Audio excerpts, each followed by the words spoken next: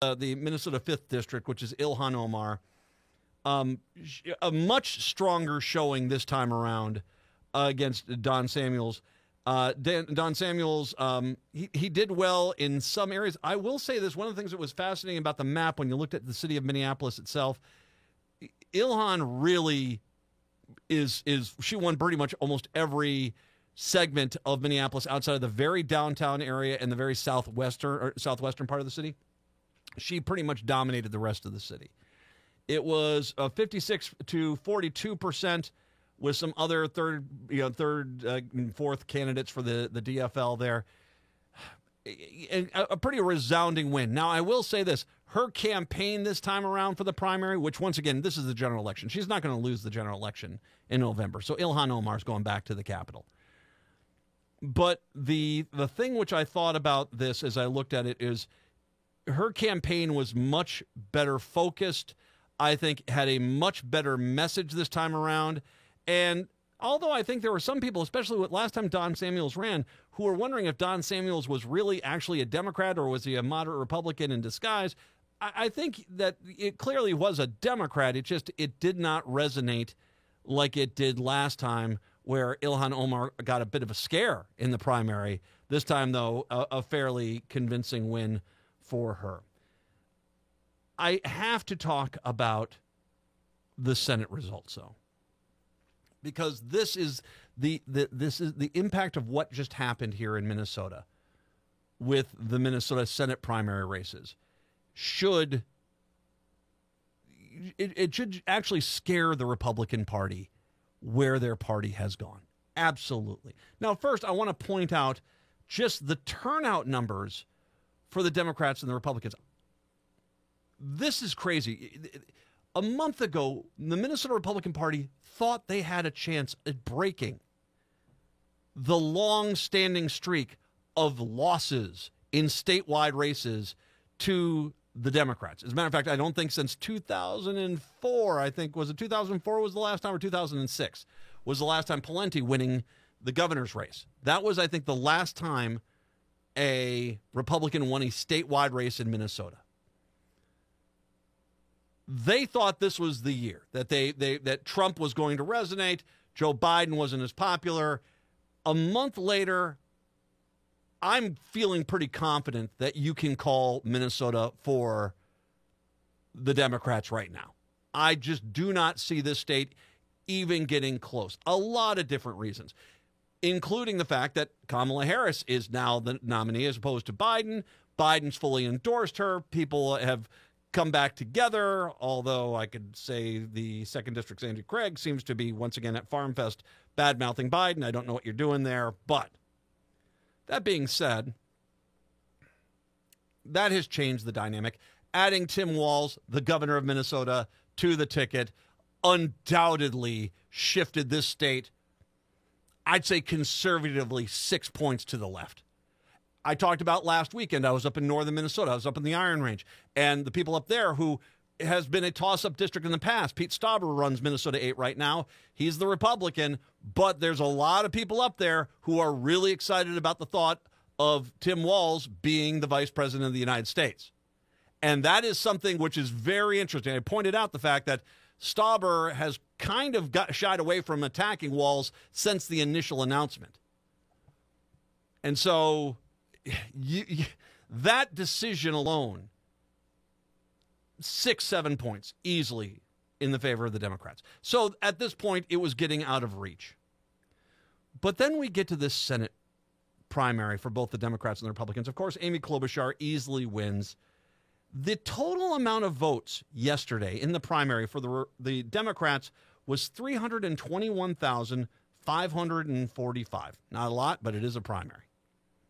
For the Republicans, it was 120, almost 128,000 less people. The Republicans, who had actually a primary to vote on the Senate race, they only had 193,688 votes cast for them. Royce White is an absolute disaster for the Republican Party. If they had a brain in their head. They should have done everything in their power to get Joe Frazier as the winner of the ticket.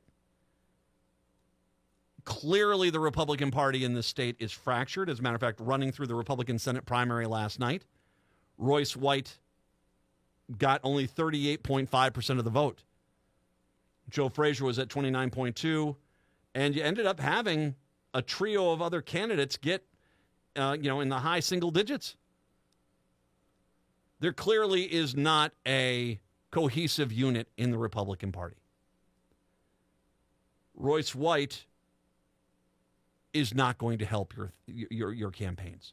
Like I said, you already are at a disadvantage now with Governor Walz on the presidential ticket for the Democrats. Trump is stumbling. He looks like a freaking idiot every single day now. He is out there making dumber and dumber comments, sounding like Sylvester with Elon Musk, out there raging against his crowd size, demanding Joe Biden get back in the race because he doesn't have a game plan to beat Kamala Harris. And so in the state of Minnesota, the next race down is that U.S. Senate race. Royce White, I've talked about him before. Long history of misogynistic social media comments, anti-Semitic comments, homophobic comments, and he can't help himself. I mean, the Star Tribune noted that they were not going to have a picture of him at his victory celebration last night because when they tried to send a photographer over there, basically, and I'm paraphrasing, no commies. So he clearly doesn't, not only does he not understand the political matrix of the spectrum of political parties, he clearly doesn't even understand that. But here you are. If you're going to have any chance to make this race close, you need the biggest newspaper in the state covering your campaign. And here you are telling them nope. Because I guess you think a few, War Eagle Patriot podcast out in the middle of farm country in western Minnesota is somehow going to be the interview that brings you the Senate seat. No, it's not. He comes marching in here with Steve Bannon as Steve Bannon's anointed candidate. And it just shows you how broken the Republican Party is. Because immediately, none of this social media stuff was a mystery. None of it was. It's all out there. He kept it up there. No one went through him with the social media and say, delete, delete, delete, delete, until after the fact. Until after it all was visible and everyone saw what he was saying about women and Jewish people and as well as the gay community. It was all out there. And on top of that, they should have seen Steve Bannon and said, no. This is a fringe candidate that most people do not like. This cannot be the flag bearer of the party. Instead, they don't know how to break their party away from the lunatic fringe. Even at state levels, this extremist MAGA, Marjorie Taylor Greene, Steve Bannon, it's all rigged, QAnon-based psychopathic thought process, it is ingrained into their voting base right now. And 40%, basically 40%, actually I'd say a little bit higher. I would say maybe 45% of the Republican Party in the state of Minnesota wants to have this extremism. They don't want candidates who are competent. They don't want candidates who can win. They want candidates who are going to go after their perceived villains and punish them. That's what they want. Royce White cripples the Republican Party in this state. The one other major race in the state, of course, is the Minnesota House. The Republicans desperate to basically break the trifecta that the Democrats currently have with the governor's race. Once again, Governor Walz wins the vice presidency. That goes to Peggy Flanagan. It stays in the Democratic hands. The Senate, right now, there is an open Senate seat. I feel very confident. I'll get to the candidate that won the open primary yesterday. I feel very confident about that. Bobby Joe Champion of the Senate will become the lieutenant governor. That's just the way things process.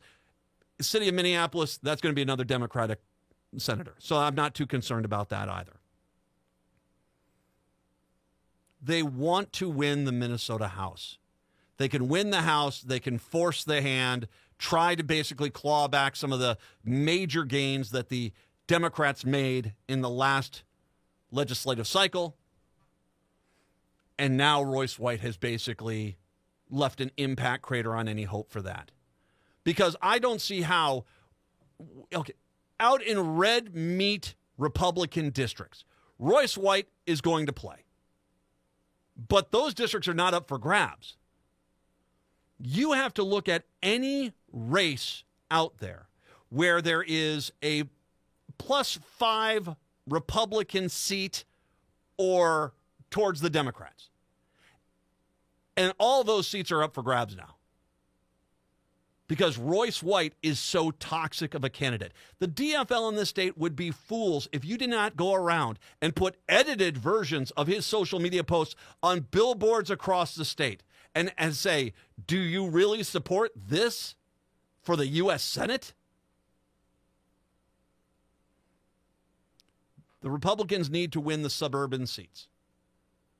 Royce White winning yesterday pretty much nullifies that. I've talked already how the Republicans that are running for the Minnesota House are trying to present themselves as, I'm really a moderate Democrat, to try to trick people into voting Republican.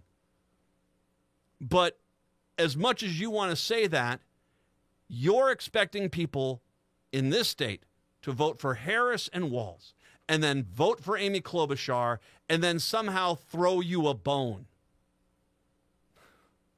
I don't see that happening. I do not see that happening. Don't get me wrong. I have zero doubt October is going to be a hoot in this state when all these Republicans are like, I've never really liked Trump or Royce White, but I'm an independent thinker. Reminder, Republicans are lying. There is no independent thought when it comes to the Republican Party. That is who they are. They made Jensen kill his own insulin bill because they did not want to give the Democrats a win. That is who they are. They all march in one step, and that's it. Don't fool yourself. Royce White is such a bad Senate candidate. I think that the Minnesota 8 seat is up for grabs. I'll get to that here in a little bit. I would not be surprised with Governor Walz on the vice president if Minnesota 1 becomes a much closer race down there with, Finstead down there. And Republicans right now are frantically trying to figure out any strategy they can to try to at least not lose 10 Minnesota House seats this election cycle. Good luck. I got to be honest with you. If I am the Republican Party of Minnesota, I'm probably moving to the Dakotas because I think that's going to be your better chance than sticking around here, because you basically, with those primary results from last night and Royce White being your candidate, good luck, man. Good luck.